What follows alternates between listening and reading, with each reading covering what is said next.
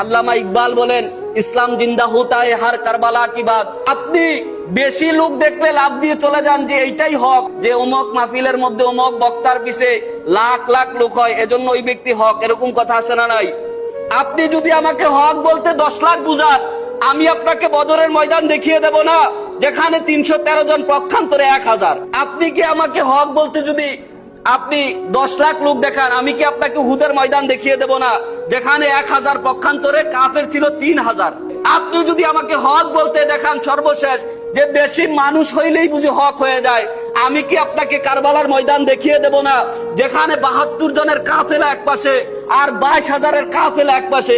আপনারা বলেন 22,000 হক নাকি 72 জন হক? তো আপনারা লোক দিয়ে হক বিচার করেন। আমাদেরকে বলে যে এত আকীদার কি দরকার, যে সবাই মুসলমান। আরে ভাই, ইয়াজিদও তো নিজে মুসলমান ছিল। ইয়াজিদ সম্পর্কে জানলে আপনি অবাক হবেন। ইয়াজিদ শুধু মুসলমান ছিল না, ইয়াজিদ 30 পারা কোরআনের হাফেজ পর্যন্ত ছিল। নবীর আহালদের মোহাব্বত না থাকলে হাফেজ হইলেই বুঝি জান্নাতে যাওয়া যাবে?